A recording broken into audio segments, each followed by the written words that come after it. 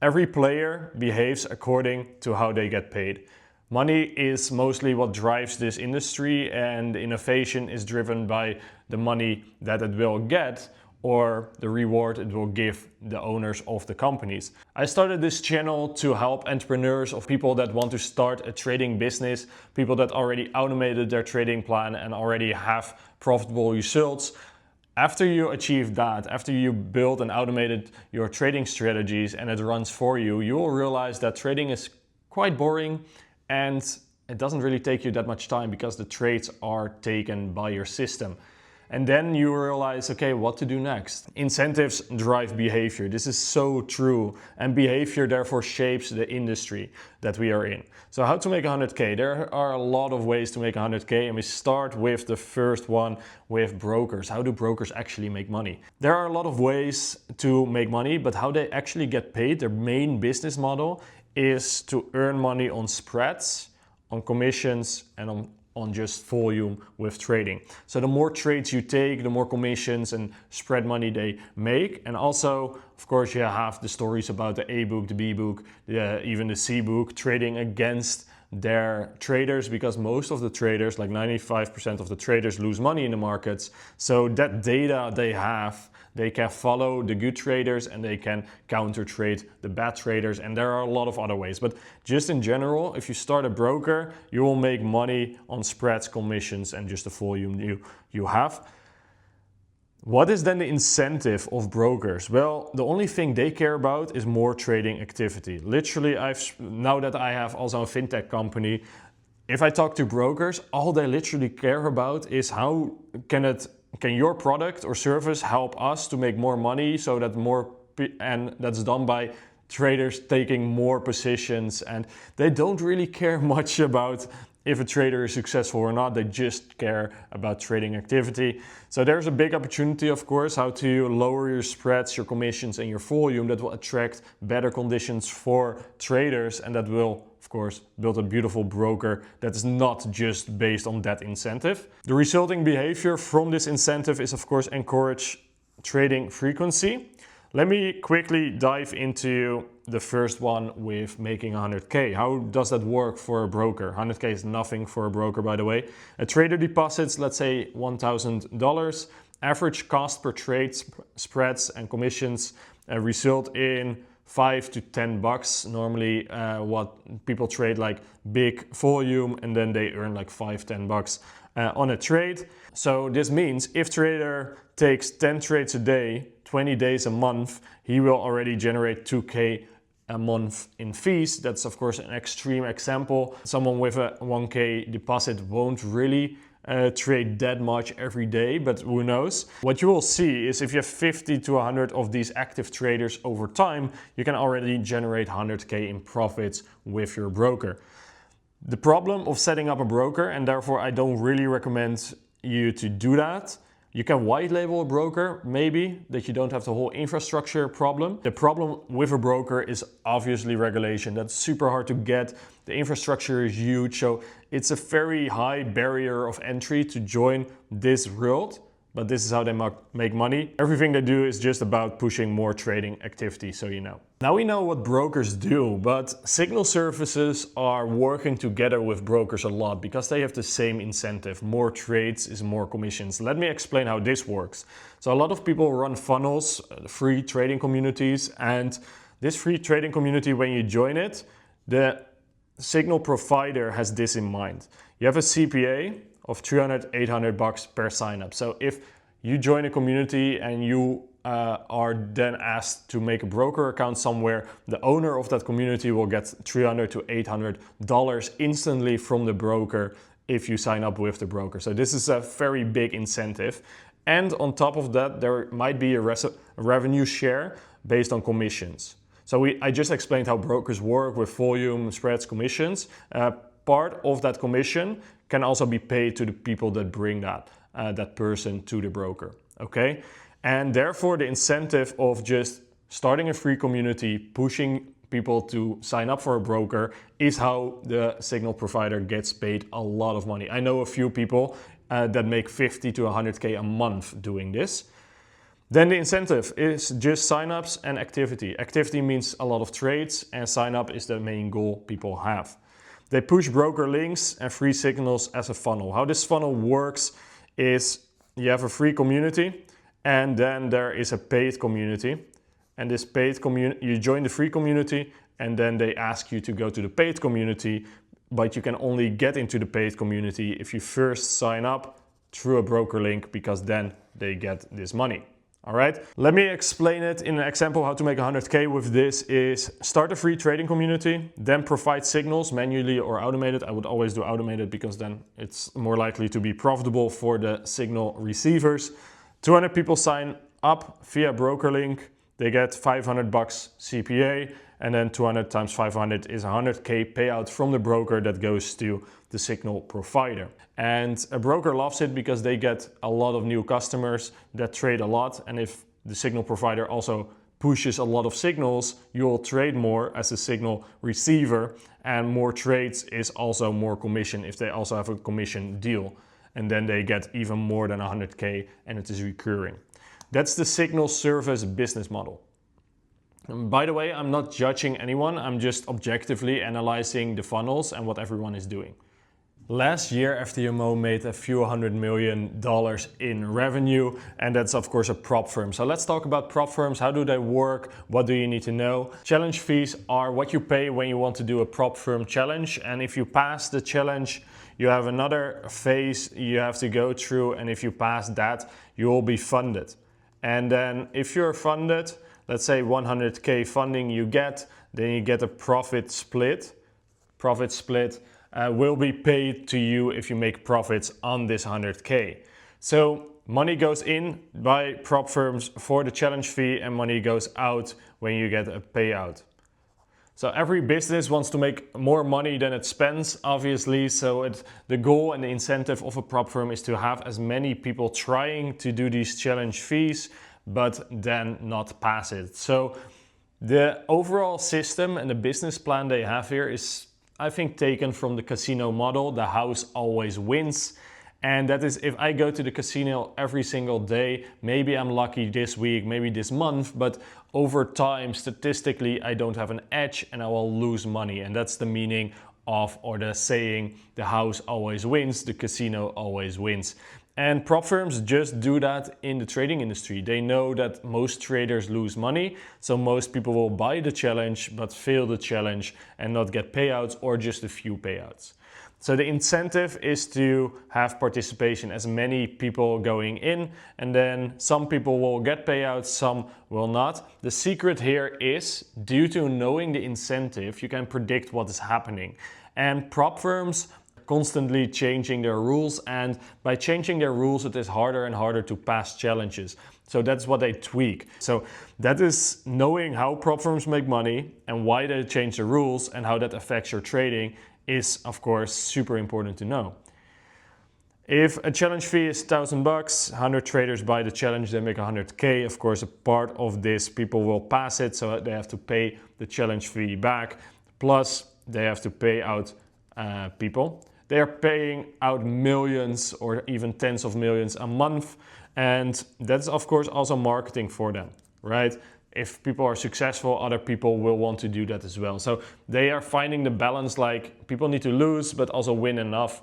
And that's how prop firms work. Do I recommend starting one? Not really. It's very competitive and you need a lot of rules. If you don't have the rules, it's too easy and then the business model just doesn't work. So it's a tricky business in my opinion. All right, so let's talk about education. Education can be course providing, it can be coaching, it can be a subscription, like a community subscription. First of all, let's talk about course base, just building a course. How do they get paid? A one-time sale. So let's say you make $500 and people pay you that. Why? Because they want to learn a skill, right? So they transfer literally money to a skill. Let's say I want to teach you how to automate your trading plan. Whatever trading plan it is, you pay me and I'll transfer a skill to you so you can do that. And that is a very easy way of doing business. If you like the skill you have, of course you will pay good money for it. And then if you're happy about it, you write a review And the more happy people I have, the better I can do my marketing, the more people I will get in my course. That's the flywheel of course provider. Focus is on acquisition, how to get more sales, because this is not really recurring revenue. It's not every month people pay, so only new people get the business money. If you have a course of $500, you make 200 sales, you make 100K. Benefit is that it is like 90% profit or maybe 80% profit margin, but you keep a lot of that money, and it is therefore very easy to set up, to scale, and to make money from. Then community-based, how to get paid? Well, monthly subscription. This is like the SaaS model, and I have been running a SaaS company myself, knowing what is important. One thing is retention. People want to have you as long as possible in that community, so you keep paying the monthly fee. A SaaS model, and if you're a SaaS entrepreneur like I am, the secret to it is R, okay? You focus on 3 different things if you run a SaaS company. One is acquisition. The A stands for acquisition. How do you get people to your platform or service? R is retention. How many months will they pay? And then expansion is how much money you can make from a client by offering maybe other things that increases the lifetime value. If you take Netflix for example, their acquisition strategy is good. You join Netflix, then retention is long, and they keep updating, so you watch more movies, more series, you stay there for longer. And expansion, of course, their lifetime value grows by having more people that pay more for long term, right? And they have multiple strategies to monetize that more and more. And yeah, that's how Netflix, for instance, works. What is the goal? Improve student results, you get more reviews, you improve your acquisition, and the retention is ongoing content to keep them there. And then expansion is maybe upsells, extra coaching, whatever.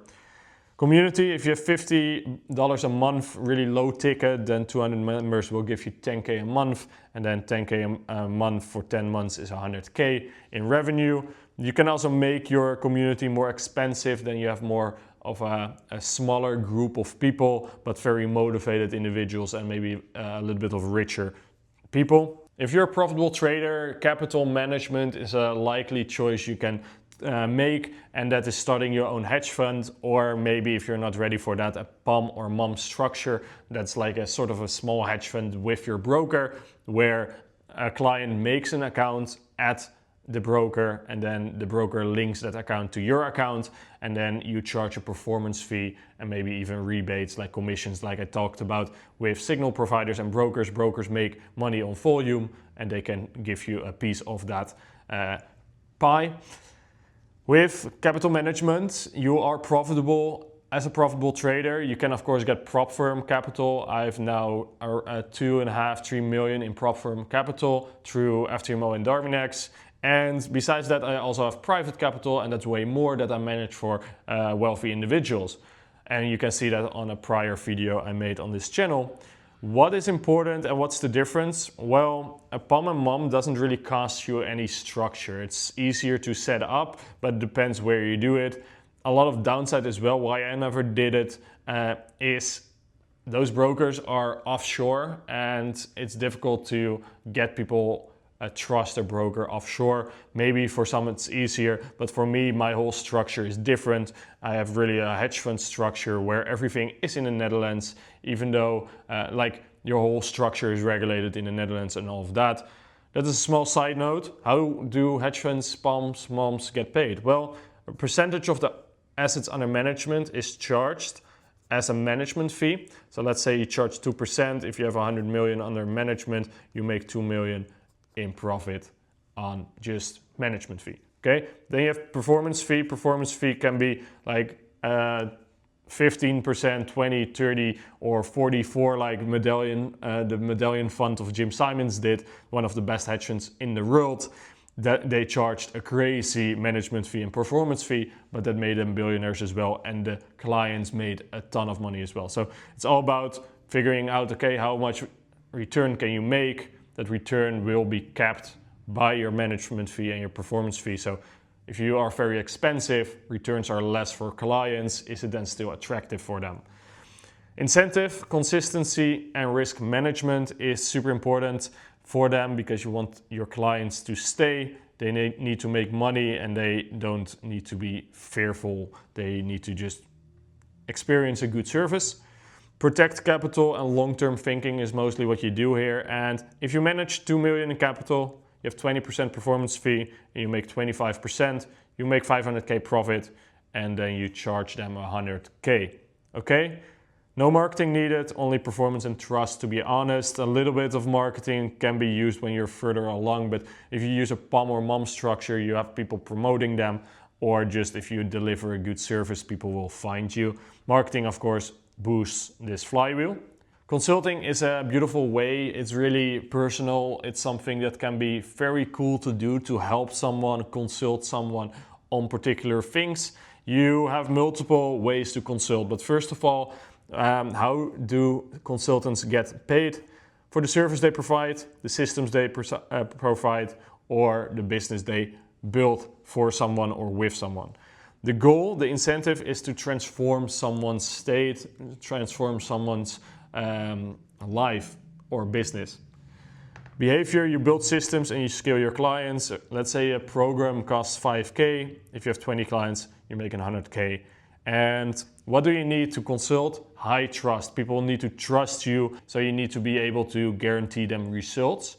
What things you can consult? Well, you can of course one-on-one help someone learn to trade, or you can help someone learn to automate, for instance, on Profectus AI, build their trading plan, automate that, and then they have like a money machine with that.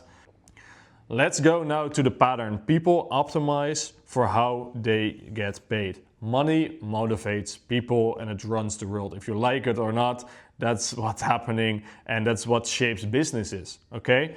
So you have the volume model, which is just people pushing, take more trades, more signals and all of that. Then you have the sign-up model. More signups equals more money, so they just want to get you in and that's their focus, that is their incentive, okay? Then the course model you have, that is of course based on get some successes, get those reviews and then build the flywheel, and then you're helping a lot of people and that's a beautiful thing, and then all they are doing is building and optimizing that flywheel to get more sales. Then the community model, this is mostly that R, the retention, acquisitions and expansion model. And then the capital model is about risk. So now the big question is, where do you sit in the system? Do you already have a trading business or not? Most people try to make money inside the system. Few understand how the system itself makes money. After watching this video now, you know a lot of more business plans. You have full transparency of the industry, and comment below if you have questions about it and if you want more insights. See you in the next one.